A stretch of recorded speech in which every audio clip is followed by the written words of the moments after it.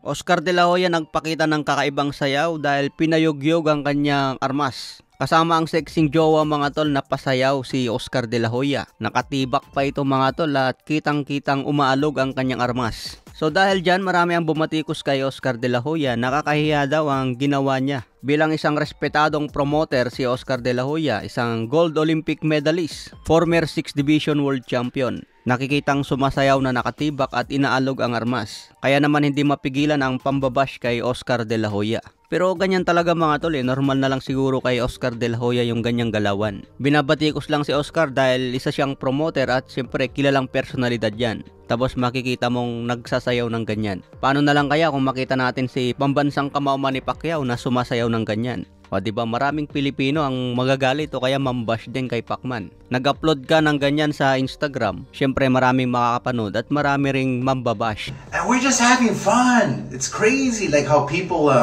Okay mga tol, sa ibang banda, Jake Paul binunyag nga po kung magkano ang kikitain niya laban kay Mike Tyson. Hindi lang daw lalaban si Jake Paul para wasakin si Mike Tyson. Lalaban daw siya dahil malaki ang kikitain niya sa laban. Aabot daw ito sa $40 million. Magkano na yan sa peso mga tol? Kayo na magkwenta. Dapat isang exhibition lang daw ito pero gusto ni Mike Tyson isang professional fight. Kaya makikita raw natin yan sa BoxRec. Jake Paul knockout Mike Tyson. So hindi raw sasayangin ni Jake Paul ang oras niya sa mga walang kwentang bagay. Pero dahil malaki ang bayad sa kanya, pinatulan daw niya si Mike Tyson. Samantala si Tyson mga tol, aabot naman sa $20 million ang bayad sa kanya. So mas malaki pa rin ang kikitain ni Jake Paul kumpara kay Mike Tyson. Sa edad ni Mike Tyson ngayon mga tol, delikado talaga. Kung isang entertainment lang sana ito maganda. Kumbaga parehas lang silang kikita at mag-e-enjoy din yung mga fans. Pero Mike Tyson yan mga tol siguradong magpapakita rin yan ng lakas.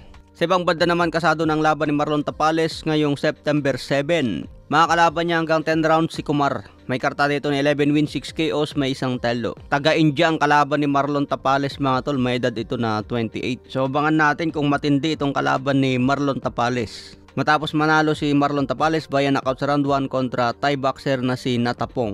Muling magbabalik si Tapales ngayong 2024, laban naman sa taga-India. May kartada ngayon si Tapales na 38 wins, 20 KOs, may 4 na talo. Kung ikukumpara itong kalaban ni Marlon Tapales na taga-India, kumpara sa mga kalaban ni Cuadro Alas Casimero na si Saul Sanchez, tingin ko mga tol, mas better opponent itong si Saul Sanchez kumpara sa kalaban ni Tapales. Abangan din natin ang muling pagbabalik ni The Monster na Oya Inoue ngayong September 3. Makakalaban din ni The Monster Inoue si TJ Doheny sa Japan. So yan ang magkasunod na laban ngayong September na dapat abangan. Sa ibang banda naman, Teddy Boy Atlas binatikos si Canelo Alvarez. Hindi daw dapat isama si Canelo sa mga greatest Mexican fighter. Kung titignan daw kasi ang background ng mga Meksikanong boksingero, talagang matindi ang ginawa. Kung ikukumpara naman ang ginagawa ngayon ni Canelo Alvarez na nag-cherry pick daw ng kalaban, hindi raw dapat isama si Canelo sa greatest Mexican fighter. Ayon po yan kay Teddy Boy Atlas.